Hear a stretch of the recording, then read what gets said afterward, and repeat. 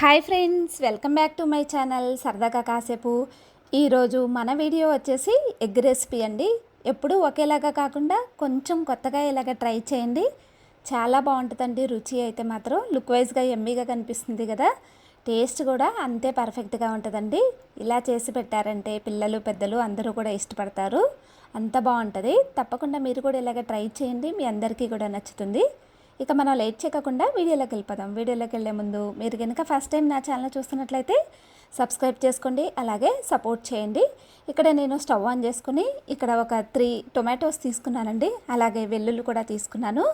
వీటిని ఒకసారి కొంచెం లైట్గా ఇలాగ కాల్చుకోవాలి. ఇక ఇప్పుడు దీన్ని ఆ పైన లేయర్ ఉంటుంది కదా, సో ఆ లేయర్ వరకు తీసేసుకొని ఇప్పుడు ఒక మిక్సీ జార్ తీసుకొని ఆ మిక్సీ జార్లోకి వేసుకోవాలండి.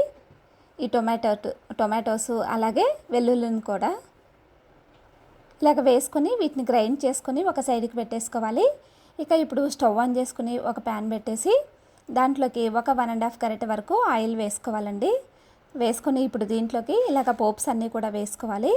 ఇవి ఫ్రై అవుతున్నప్పుడు దీంట్లోకి కొంచెం కరివేపాకు కూడా వేసుకొని ఇక ఇప్పుడు ఇవి కొంచెం సేపు ఫ్రై అయిపోయిన తర్వాత సన్నగా కట్ చేసి పెట్టుకున్న చిల్లీ వేసుకోవాలండి. ఇది ఫ్రై అవుతున్నప్పుడు కట్ చేసి పెట్టుకున్న ఆనియన్ ముక్కలు వేసుకోవాలి. వేసుకొని ఒక్కసారి ఇలాగ కలుపుకొని లో ఫ్లేమ్లోనే పెట్టుకొని మనం ఈ ఆనియన్స్ని ఫ్రై చేసుకోవాలి. కొంచెంసేపు ఇలాగ ఫ్రై అయిపోయిన తర్వాత చూస్తున్నారు కదా, మనకు ఆనియన్స్ ఫ్రై అయిపోయాయి. ఇక ఇప్పుడు దీంట్లోకి కొంచెం పసుపు వేసుకోవాలండి. వేసుకొని మళ్ళీ ఒకసారి కలుపుకొని కొంచెంసేపు ఫ్రై అవ్వనివ్వాలి. ఫ్రై అయిపోయిన తర్వాత ఇప్పుడు మనం మిక్సీ చేసుకున్నాం కదా, గ్రైండ్ చేసుకున్నాం కదా ఈ టొమాటో లిక్విడ్, ఇక ఈ లిక్విడ్ వేసుకోవాలండి. వేసుకొని ఒకసారి ఇలాగ కలుపుకొని కొంచెంసేపు లో ఫ్లేమ్లోనే పెట్టుకొని ఫ్రై అవ్వనివ్వాలి.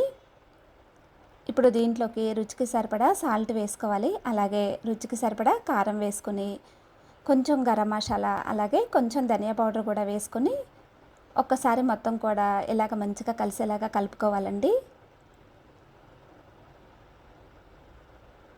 చాలా సింపుల్గా ఈజీగా చేసుకోవచ్చు ఈ ఎగ్ రెసిపీని.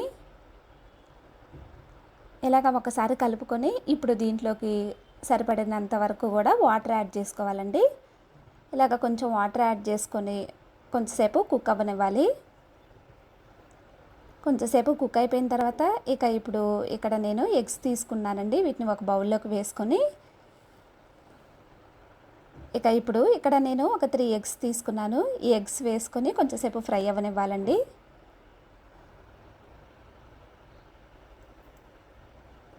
మనం ఇప్పుడు మూత పెట్టేసుకొని కొంచెంసేపు ఫ్రై చేసుకుందాము. ఒక 1 మినిట్ తర్వాత మనం మూత తీసుకొని మనకి ఈ ఎగ్స్ అనేవి కూడా చక్కగా ఫ్రై అయిపోయాయండి. ఇక ఇప్పుడు వీటిని ఒకసారి ఫ్లిప్ చేసుకోవాలి. గుమ్మగుమ్మలాడుతూ స్మెల్ చాలా బాగుందండి, అలాగే టేస్ట్ కూడా అంతే పర్ఫెక్ట్గా ఉంటుంది. మళ్ళీ కొంచెంసేపు ఫ్రై అయిపోయిన తర్వాత ఇప్పుడు మళ్ళీ ఒకసారి కూడా ఫ్లిప్ చేసుకొని మనం వీటిని ఫ్రై అవ్వనివ్వాలి. కొంచెంసేపు ఫ్రై అయిపోయిన తర్వాత ఇక ఇప్పుడు దీంట్లోకి ఫైనల్గా కొంచెం కొత్తిమీర వేసుకొని స్టవ్ ఆపేసుకొని వేడివేడిగా ఒక బౌల్లోకి సర్వ్ చేసుకున్నామంటే సూపర్ టేస్టీగా ఎమ్మీగా ఉండే ఎగ్ రెసిపీ రెడీ అయిపోయిందండి. తప్పకుండా మీరు కూడా ట్రై చేసి మీకు ఎలా వచ్చింది అనేది కామెంట్ చేయటం మాత్రం మర్చిపోమకండి. ఈ వీడియో మీకు నచ్చిందని అనుకుంటున్నాను. ఈ వీడియో నచ్చినట్టయితే ఒక లైక్ చేయండి. ఇలాంటి మరిన్ని వీడియోస్ కోసం మన ఛానల్ను సబ్స్క్రైబ్ చేసుకోవటం మాత్రం మర్చిపోమకండి. Thanks for watching.